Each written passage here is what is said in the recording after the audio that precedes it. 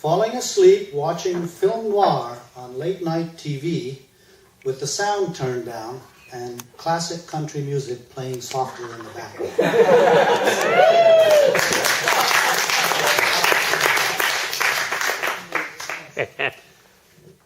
I don't remember any particular thing that happened in prison. Only the look and the feel of the place, the low ceilings, that dank smell, the half-lidded eyes of the other prisoners gradually going blind from living in the dark. I remember the noise in the mess hall, too. 500 conversations going on at once, the clank of metal spoons hitting metal dishes, that mumble and clank that bunched up and strung out but never really came to a halt. In the cell block, any time of day or night, you could hear guys scraping away at the walls with stolen spoons. You can't really cut through solid stone with aluminum spoons, but we scraped away. It was like a religious ritual for us, a way to believe in life after prison. The guards didn't confiscate the silverware until the kitchen got low. They just strolled along on the high metal catwalks, cradling their carbines like skinny babies.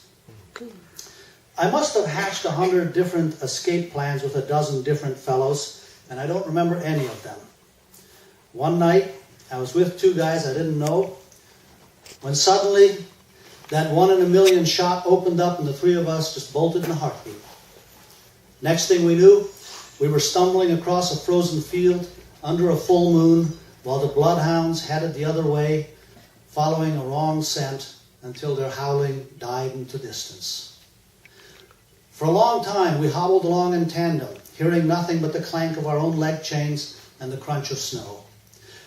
I remember breaking into the empty house and how we found the shop tools in the basement and how we sobbed after we had shattered our manacles. We stole some clothes, got to the buried cache, and kept going. Traveled till we were lost and then kept going. Days blurred into nights and every town came to look the same. Out in the woods, I could hear the hollow thunder that never stops when you're on the lam, your own heart beating. The night we pulled into this town, Joe didn't even want to stop for a beer, but we were all in this together, so he didn't have a choice. Inside the tavern, music wheedled out of a silver jukebox. A crowd of cowboys were sitting at a big table, drinking and laughing. We knew not to sit in a corner because it might look suspicious. Instead, we unbuttoned our jackets and sat right near the cowboys, just to show we had nothing to hide. The room stank of beer and stale cigarette smoke. The jukebox twanged, "You're cheating, heart," or however that's...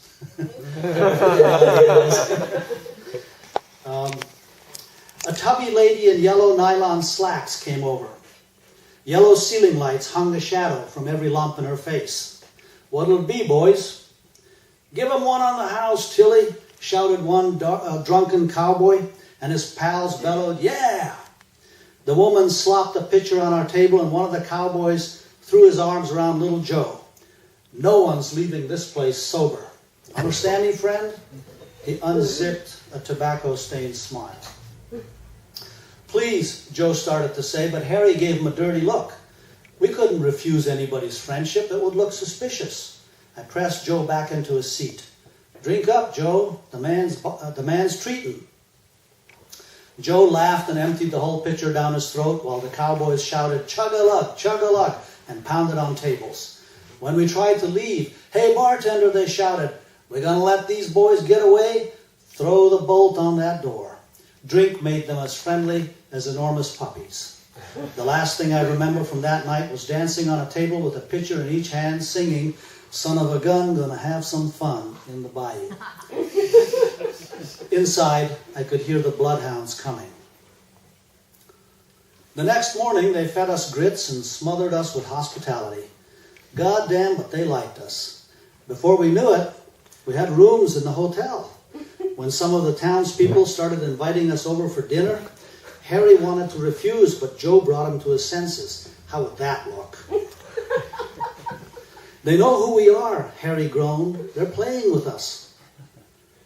"Bolting now would look real bad," said Joe.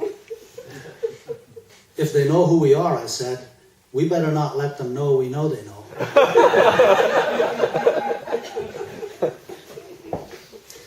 And so we traded giddy up for get along. We went to the square dance every Friday night. Harry even started calling dances. We never knew he had that talent. The Browns invited Harry to Thanksgiving dinner. Then we all got a standing invitation from the Smiths to drop in for supper once a week. And what could we say? Joe let slip that he had studied for the seminary once. And before we knew it, they had him teaching Sunday school. God damn it, this is wrong, Joe whispered one night. We've got to move on. We can't, said Harry. It would look suspicious. He was the first to put money down on the house.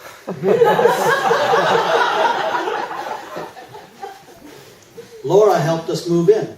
She was Tilly's daughter. Blonde braids, gingham skirts, legs that would have reached the basement if there hadn't been a floor.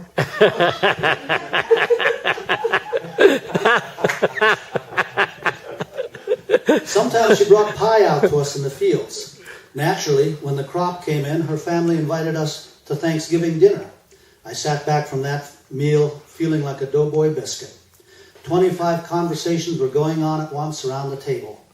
They blended into a shapeless mumble, woven in with the clank of spoons against good china. I could barely hear that hollow booming in my chest, but it was still there, that sound. Once I opened my eyes and saw Tilly looking at me, and my heart lurched. She looked away, and at that moment I knew she knew. She bellowed, "Eat up, Willie. You ain't even had thirds yet." And everybody laughed, but she was just pretending. Behind that big laugh, she was cold and quiet, just watching. "Excuse me," I said, "I think I overate."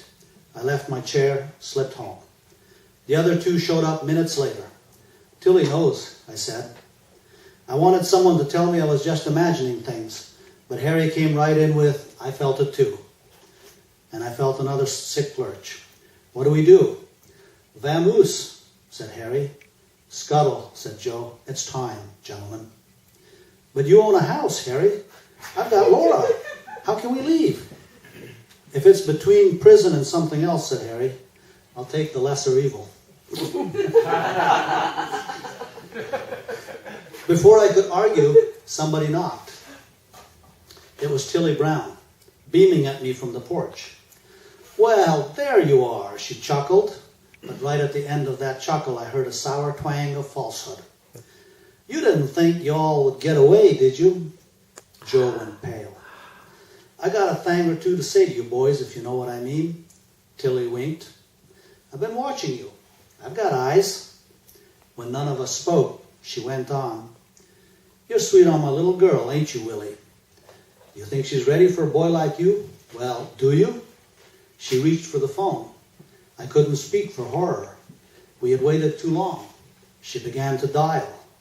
That's when Joe hit her with the poker from the fireplace. He drove the blunt hook right through her skull. The tip came out her forehead. Ugh. I felt the same shock you would have felt. Just because I've been in prison doesn't mean I'm different. Deep down, though, along with the shock, I guess I felt relief. At least the doubt had ended. We knew what to do next. I rushed to the bedroom and crammed enough clothes for all three of us into a suitcase. But just as I snatched the front door open, the doorbell rang, and I found myself face to face with the UPS man. "Package for Tilly Brown," he said. "She doesn't live here."